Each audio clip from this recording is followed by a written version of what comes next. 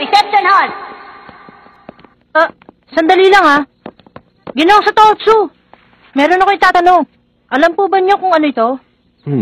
Ito ay... Nahulog po yan nung nakilala kong tao. Hanggang ngayon po ay gumugulo pa rin sa aking isip kung yan nga ang license card. Pero iba siya sa akin nakuha. Kahanga-hanga. Isa siyang double hunter. Double hunter? Oo. Sinong taong nakahulog nito? Isang taong nangangalang Kite. Bakit? Ang totoong pangalan ng taong nagmamay-ari nito ay Jin.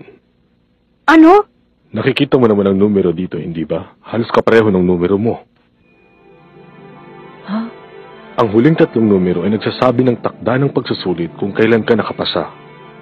Siya nga pala ngayong taon ay pang 287 na. Ang nakalagay dito ay 267. Noong taon na yun ay isa lamang ang nakapasa. Ang hunter na yun ay nagngangalang Jin. Maaari mo bang sabihin sa akin ang lahat? Ang lahat tungkol sa taong yon?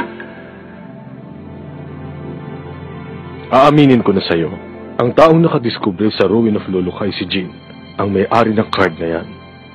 Hindi lang yun ang kanyang nagawa, marami pang iba. Itinatag niya ang pagpaparami ng lahi ng lobo na may 2 ulo.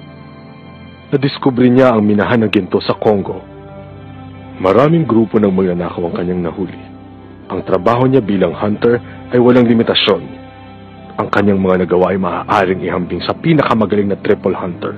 Pero yun lang ang alam namin tungkol sa kanya. Lahat na yata ng paraan ay ginawa ko makita lamang siya. Siya ay isang misteryo. Pero, ang double hunter card na ito ay kaling sa aking ama. Gon, magsisimula na! Oh! Maraming salamat, Ginoong sa Totsu. Wala yun. Ginoong Gon? Ha? Wala. Sige! Ibang klase ang kanyang kapangyarihan. Hindi ko mapigilan ang aking sarili na tulungan siya. Ginoong sa Toto, muntik ka na kanina. Oo. Buti na lang at tinawag siya Ginoong Glorio. Kahit hawak niya na ngayon ang license card, para lamang siya nagkaroon ng permit. Ang hunter exam ay nasa aktual na buhay. Muntik na akong madulas kanina. Magandang gabi sa inyong lahat. Ito na ang huling araw ninyo, kaya magpakasaya na kayo. Sige, tama yan. Say cheese! Ayos!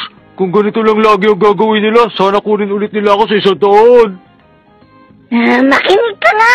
Total, isa ka ng gourmet hunter. Pwede mo ayusin mo yung asal mo? Kaya ka naman sa mga tao dito. Sandali lang, sino kaya nakakahiya sa amin dalawa? Ang ganda mo ngayon binibining mensya. Maaari ba kitang kunan ng letrato?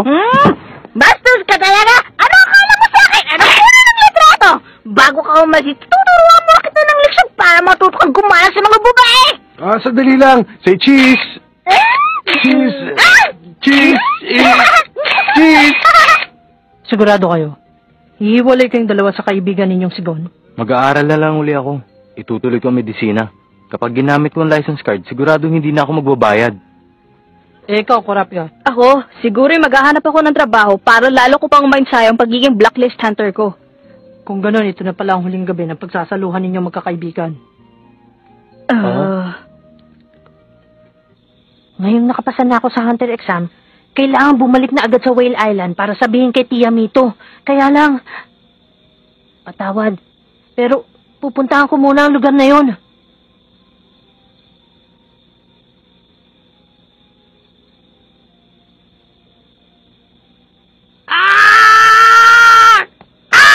Bumalik ka dito, tuwag! Wala kang karapatan na biyatek! Tuturuan kita ng leksyon!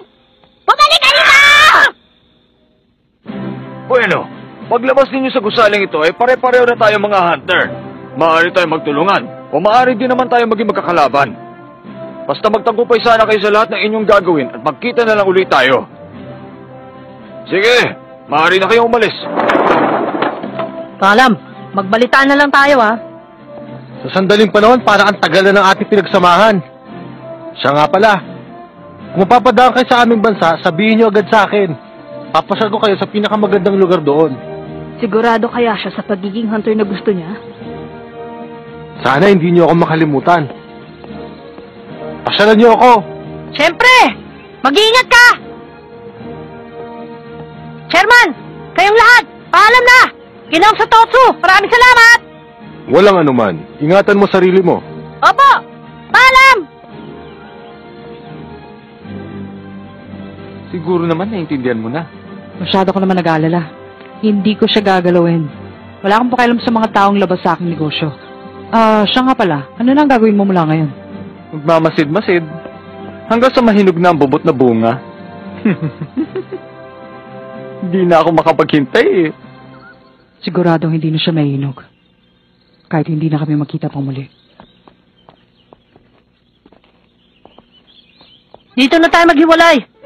Ang mabuti pa mauna na ako. Baka maiwan pa ako ng eroplano. Paalam na, Lyorio. Karapi ka.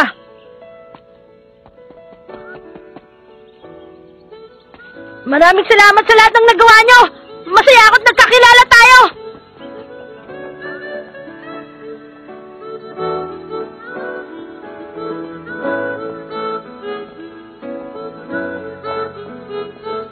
Leorio, Marami ka?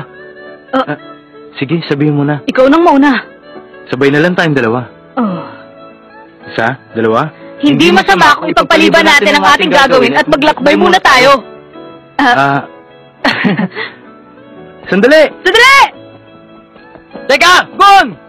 Gon! Gon! Lyorio! Kurati ka! Huwag naman kami iiwan! Kasama kami sa'yo eh! Kasama kami sa'yo! Magkakadugtong talaga ang ating tadhana. Oo, kahit ano pa mangyari, sasamahan kita sa Padokya o kahit sa dulo po ng mundo. Tingnan nyo, hindi pa daw ginanap yung huling pagsusulit. Chairman Netero, ginawa sa Totsu! Paalam! Hindi ka maririnig ng mga yun.